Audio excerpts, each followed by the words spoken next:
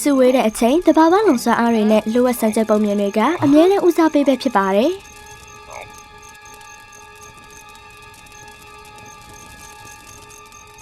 အထူးသဖြင့်အလားပါဆုံးနဲ့အစွမ်းထက်ဆုံးလို့ယူဆရတဲ့အမိကိုကြောင့်နဲ့မြေခွေးမျိုးစိတ်အကြောင်းပါပဲ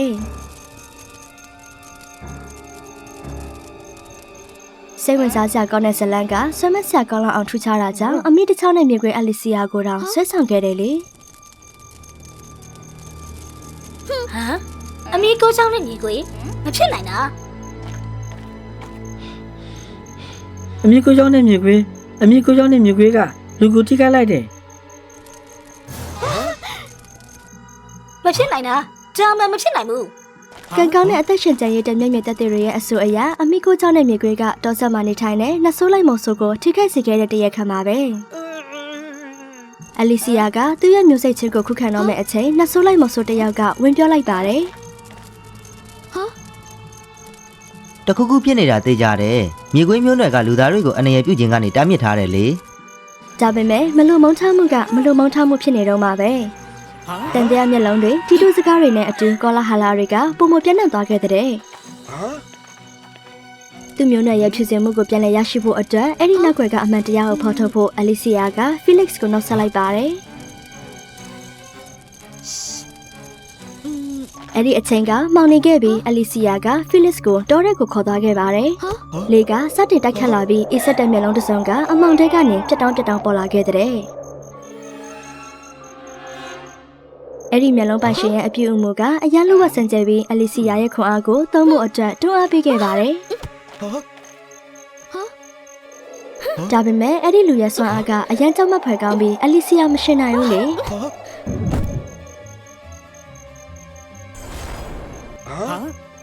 အလီစီယာရဲ့အဖေနဲ့အကိုတွေအချိန်မီရောက်လာခဲ့ပြီးဖီလစ်ကိုလူသားတွေနေထိုင်ရာကိုချက်ချင်းပြန်ခေါ်သွားခဲ့တဲ့လေတိုက်တာရက်သွားပြီးဒဇိုင်းလည်းပျောက်သွားခဲ့ပါတယ်အလီစီယာကအဲ့ဒီလူရဲ့ပြောကြခဲ့တဲ့မျက်နှာဖုံးကိုသာကောက်ယူနိုင်ခဲ့ပါတယ်ရဲ့အတိတ်ပဲမဲ့တာရှောက်မလုံးနဲ့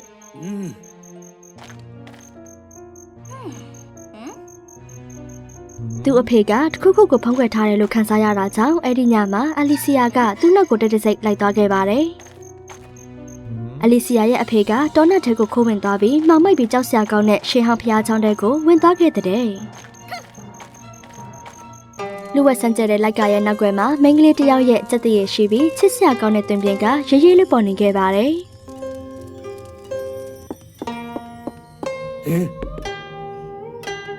မြို့အောက်ဖက်ကနတ်ဆိုးလိုက်မော်ဆိုးကိုထိခိုက်ခဲ့တဲ့သူကမင်းလားဂျာလီယော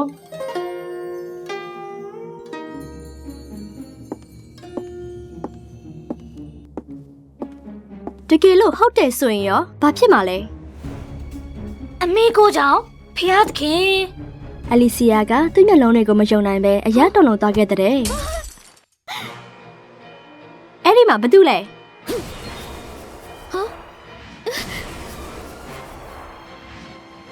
အလီစီယာရဲ့အဖေကသူ့သမီးကိုမမိသွားပြီးသူ့ကိုအမြန်ရပ်တန့်လိုက်ပါတယ်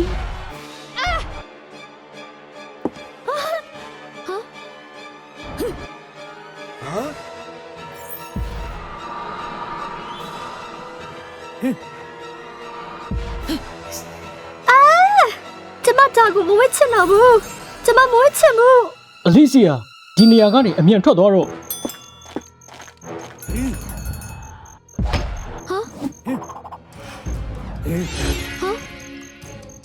ဒါလီယာဖះเจ้าထဲမှာငြိမ်ငြိမ်လေးနေပြီးအပြင်ကိုထွက်ဖို့မကြိုးစားပါနဲ့ဟုတ်လို့ကတော့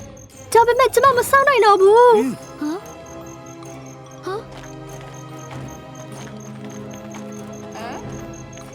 အပြန်လမ်းမှာအလီစီယာကသူ့အဖေကိုမေးပါတော့တယ်ဖုံးကွယ်လို့မရတာကြောင့်သူ့အဖေကဇလန်းကိုပြောပြခဲ့ပြီးဒါကိုလွတ်ဝက်ထားဖို့သတိပေးခဲ့တဲ့ဒါကလွန်ခဲ့တဲ့အနှစ်20ရာဖြစ်ခဲ့တာအဲ့ဒီအချိန်မှာအမီကိုကြောင့်နဲ့ဘရိုင်ယန်ကအကြီးအကဲဖြစ်တဲ့အပြင်ကြီးမားတဲ့တကူကိုပိုင်ဆိုင်ခဲ့တယ်သူ့ကျေးဇူးကြောင့်မြေခွေးမျိုးနယ်စုကအမြင့်မြတ်ဆုံးနဲ့အမုံမြတ်ဆုံးမျိုးနယ်စုတွေကတခုဖြစ်လာခဲ့တယ်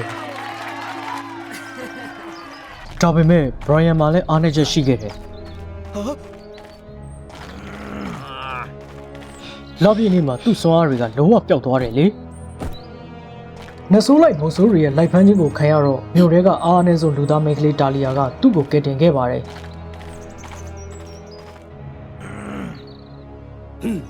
သူပြန်ကောင်းလာတဲ့အခါဘရိုင်ယန်ကတော်ရဲကိုပြန်လာပြီးခြားနာချက်ကိုတီးတာကြောင့်အဲ့ဒီမိန်းကလေးနဲ့ဘာမှမပတ်သက်တော့ဘူးသူဆုံးဖြတ်ခဲ့တယ် ငါတို့စီကဘလူးတွေကိုခွက်ထားဖို့တတိရှိတယ်ပေါ့မင်းအသက်ရှင်ရတာပင်ပန်းနေပြီလား ဒါပေမဲ့ဒါလီယာရဲ့အော်ဒန်ကိုကြားတော့ဘရိုင်ယန်ကမခံနိုင်တော့ပဲသူ့ကိုကယ်ပြီးတော်ရဲကိုပြန်ခေါ်လာခဲ့တယ်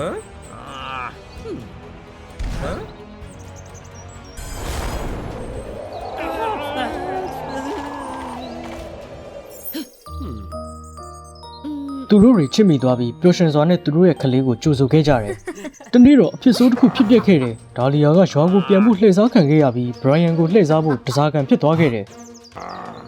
သူ့ကိုလွတ်လိုက်မင်းတို့လှုပ်ချင်တာမှန်သမျှငါလုပ်ပါမယ် တစ်ခုအတွက်တစ်ခုဒါဆိုနှစ်ခုဆိုရင်ရောတကယ်လို့မင်း မလုံးနဲ့ Brian ကျေးဇူးပြုပြီးသွားပါကျမကိုထားခဲ့ပါကျမလူသားမလို့သူတို့ကျမကိုဒုက္ခပေးမှမဟုတ်ပါဘူး ။အခြားနည်းလမ်းမရှိတော့တာကြောင့်ဘရိုင်ယန်ကသူ့ရဲ့ခွန်အားရှိသမျှသုံးပြီးမြေခွေးရဲ့အဖိုးတန်ဝိညာဉ်ကိုသူ့မိန်းမစီလွှဲပြောင်းပေးလိုက်တယ်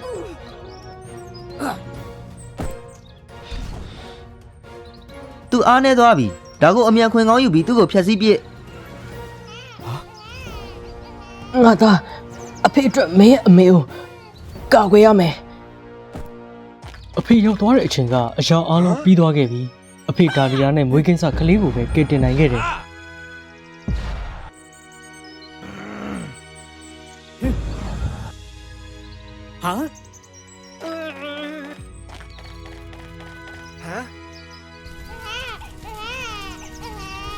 ဒါလီယာကအပြောင်းလဲကြောင့်မြေခွေးတစ်ဝက်ဖြစ်လာခဲ့တယ် Brian ထားပါအောင်ရှင်းမရှိပဲကျမဘလို့ဆက်ပြီးအသက်ရှင်နိုင်မှာလဲ ခဏလောက်အိတ်လိုက်ပါအားလုံးအဆင်ပြေသွားမှာပါမြေခွေးတစ်ဝက်တွေကအရန်အန်ရများတယ်သူတို့ရဲ့စိတ်ခံစားမှုတွေကိုမထိန်ချုပ်နိုင်ရင်လက်ဆိုးအဖြစ်ကိုအလွယ်တကူပြောင်းသွားနိုင်တယ်ဒါပေမဲ့အဖေရဲ့အချစ်ဆုံးသွေးညီဖြစ်ပြီးဘရိုင်ယန်သူ့ကိုချစ်တာကြောင့်ဒါလီယာကိုမဖျက်ဆီးနိုင်ခဲ့ဘူး ကျမရဲ့ခင်မုန်းဘက်မှာလဲကျမရဲ့သားကိုကျေးဇူးပြုပြီးသူတို့နဲ့တွေ့ပြရစေ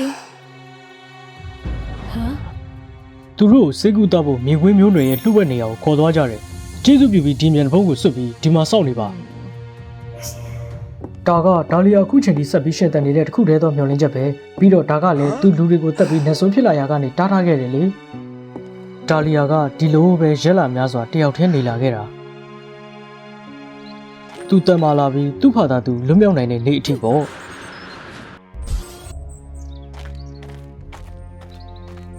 သူကရွာရဲကိုသွားပြီးနှဆိုးလိုက်မို့ဆိုးကိုတွေးဆောင်သူ့မိသားစုနဲ့ခွဲပြီးမျက်နှာဖုံးချုပ်ခိုင်းခဲ့တယ်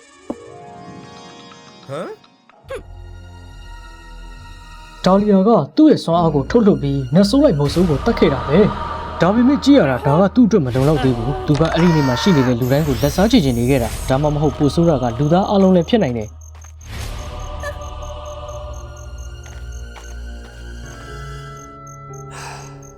အရာအလုံးကအဖိထိန်ချုပ်မှုတဲ့ကြော်လွန်သွားပြီအဲ့ဒါကိုမျိုးနွယ်စုတစ်ခုလုံးနဲ့ဆွေးနွေးဖို့အချိန်ကြပြီအလီစီယာသမီးဒီမှာနေပြီးထူးခြားမှုတွေကိုဆက်ပြီးစောင့်ကြည့်နေပါ ခဏအကြာမှာအလီစီယာကဖះเจ้าကနေတောက်ပတဲ့အလင်းရောင်ကိုမြင်လိုက်ပြီးသူကြောက်လန့်တကြားပြေးသွားပါတော့တယ်လွန်ခဲ့တဲ့နာရီဝက်ကအလီစီယာကသူ့အဖေနဲ့စကားပြောနေချိန်ဖီလစ်ကလမ်းကိုချေရခံပြီးအမိကိုကြောင့်ရှိတဲ့မြေခွေးရှိတဲ့ဖះเจ้าကိုတွေ့သွားခဲ့ပါတယ်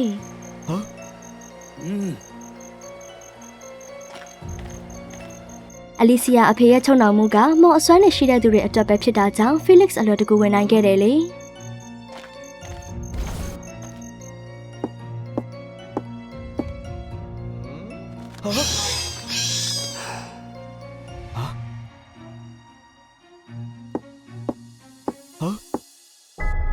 ငါတတိမိမ့်မဲ့သွားခင်ငါအဲ့ဒီမျက်နှာကိုမြင်လိုက်တယ်တော်တော်တူတာပဲ ဒါလီယာညွှန်ကြားတဲ့အတိုင်းမျက်နှာဖုံးကိုချွတ်ဖို့သူလည်းမလန့်ခင်အလီစီယာကသူ့ကိုတားဖို့အချိန်မီရောက်လာခဲ့တဲ့ Yeah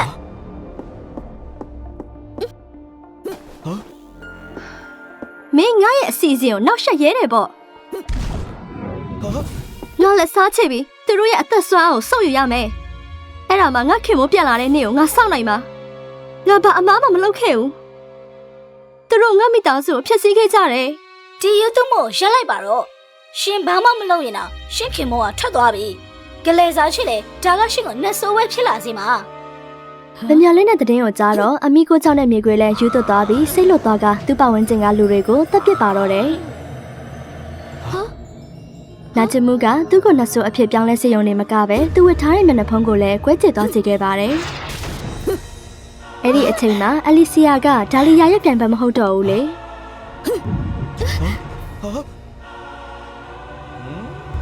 သူနဲ့ဖီလစ်စ်နဲ့ယောက်စလုံးကတည်ချင်းတရားနဲ့နီးကပ်နေခဲ့ပါပြီ။ အမေ အဲ့ဒီအချိန်မှာဖီလစ်စ်ရဲ့မျက်နှာကိုဖောက်ထားတဲ့ဘဝကဘရိုင်ယန်နဲ့တူတဲ့မျက်နှာကိုပေါ်လွင်စေခဲ့တဲ့ဒါလီယာကပုံမှန်မဟုတ်တဲ့အရာတစ်ခုကိုရောင်ဝါးဝါးတတိပြုမိပြီးလျင်မြန်စွာရပ်တန့်လိုက်ပေမဲ့နောက်ကျသွားခဲ့ပါပြီဖီလစ်စ်တိတ်အသက်မရှူတော့ဘူးလေဒါလီယာကဝေဒနာကိုခံစားရင်းဖီလစ်စ်ကိုဆွဲထုတ်ကကုသမှုခံယူဖို့အတွက်အပြင်ကိုပြေးသွားခဲ့ပေမဲ့မြေခွေးမျိုးနဲ့ရောက်လာခဲ့တဲ့ကျေးဇူးပြုပြီးသူ့ကိုကယ်ခွင့်ပေးပါကျမသူ့ကိုကယ်ပြီးတာနဲ့ကျမရှင်တို့နဲ့အတူလိုက်ပါမယ်ကျမအသက်ကိုယူချင်ရင်တော့မှကျမလက်ခံပါတယ်အလီစီယာရဲ့အဖေကဖီလစ်စ်ကိုကုသမှုခံယူဖို့အတွက်ခေါ်သွားပြီးဒါလီယာကိုချုံနှောင်ခဲ့ပါတယ်အဲ့ဒီနောက်အလီစီယာကဒါလီယာစီကိုသွားပြီးဖီလစ်စ်ရဲ့အခြေအနေကိုပြောပြခဲ့ပါတယ်အချိန်မီကုသမှုခံယူရတဲ့အတွက်သူ့အခြေအနေသက်သာလာပြီးအန်တီရဲ့ကင်းသွားပါပြီကျေးဇူးပြုပြီးသူနဲ့တွေ့ဖို့မင်းရဲ့ခန္ဓာကိုယ်ကိုငှားပြစေတစ်ချိန်ဆိုလုံလောက်ပါပြီပြီးတော့ငါရဲ့ဆန္ဒတွေကိုဖြည့်ပြီးရင်ငါထွက်သွားပါမယ်အလီစီယာရဲ့သဘောတူညီချက်ကိုမဆောင်ပဲဒါလီယာရဲ့ဝိညာဉ်ယတနာကသူ့ရဲ့ခန္ဓာကိုယ်ကနေထွက်ပြီးအလီစီယာရဲ့ခန္ဓာကိုယ်ထဲကိုဝင်သွားခဲ့တဲ့အလီစီယာရဲ့ခန္ဓာကိုယ်နဲ့အမီကိုကြောင့်တဲ့မြေခွေးကဖီလစ်စ်နဲ့တွေ့ပြီးဖီလစ်စ်ကသူ့ကိုဇလန်တစ်ခုလုံးတွေ့တာခဲ့ပါတယ်နောက်ဆုံးမှာဖီလစ်စ်ကနှဆိုးလိုက်မဆိုးအဖွဲမှာရှိတဲ့သူ့မွေးစားဦးလေးရဲ့ကျေးဇူးကြောင့်လူသားဖြစ်လာခဲ့ပြီးမြေခွေးမျိုးနဲ့ကိုမထိခိုက်စေဖို့သူ့ကိုအမြဲတမ်းပေးခဲ့ပါတယ်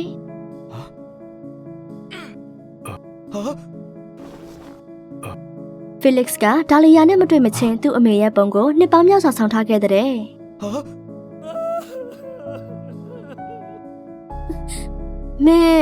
မင်းကိုယူမဆိုင်နိုင်လို့မင်းရဲ့မိဘတွေကိုစိတ်ဆိုးလား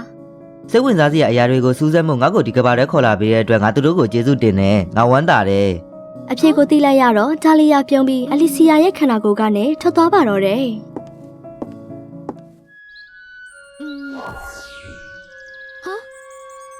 မင်းရဲ့ခန္ဓာကိုယ်ကိုငှားပေးတဲ့အတွက်ကျေးဇူးတင်ပါတယ်ငါနှဆိုးမဖြစ်ချင်ဘူးငါသွားရမယ့်အချိန်ရောက်ပြီဒါပေမဲ့ဖီလစ်စ်ကကို သူကြီးပြင်းလာပါပြီငါအမုန်းတရားတွေကိုဆွတ်လွတ်ပြီးပုံမကောင်းမှုနဲ့အနာဂတ်ကိုမျှော်လင့်ရမယ်ဘရိုင်ယန်ကငါပြန်မွေးဖွားလာဖို့စောင့်ရင်စောင့်နေမှာဒါလီယာပြောက်ွယ်မသွားခင်မှာဖီလစ်စ်ကစိတ်ထင်နေခဲ့ပြီးအပြင်ကိုပြေးထွက်လာခဲ့ပါတယ်အမေနဲ့သားဖြစ်သူနှစ်ယောက်ကပြုံးပြီးသူတို့ရဲ့ပထမဆုံးနဲ့နောက်ဆုံးနောက်ဆက်စကားတွေကိုပြောခဲ့ကြပါတယ်အိမ်ရောက်ပြီးအဲ့ဒီညမှာပဲအလီစီယာကသူ့ကိုတိုက်တွန်းနေတဲ့အတန်ကိုထပ်ခါတလဲလဲကြားနေခဲ့ရပါတယ်သူမျက်လုံးဖွင့်ကြည့်လိုက်တော့တစ်ချိန်ကအမီကိုเจ้าနဲ့မြေခွေးနေထိုင်တဲ့ရှေးဟောင်းဖျားเจ้าပိတ်ကိုသူရောက်နေခဲ့တဲ့အလီစီယာကရှေးဟောင်းသစ်ပင်ကိုထိလိုက်တာနဲ့တပြိုင်နက်သူ့ရဲ့ခန္ဓာကိုယ်ကရုတ်တရက်ပြောင်းလဲသွားခဲ့ပါတယ်တစ်ချိန်တည်းမှာပဲရှေးဟောင်းသစ်ပင်ကြီးကလောက်ခလာပြီးထူးဆန်းတဲ့မုတ်ဝပွင့်လာခဲ့ပါတယ်တစ်ဖက်ကနေလူတစ်ယောက်ပြေးထွက်လာပြီးအဲ့ဒါကတော့ချက်ပဲဖြစ်ပါတယ်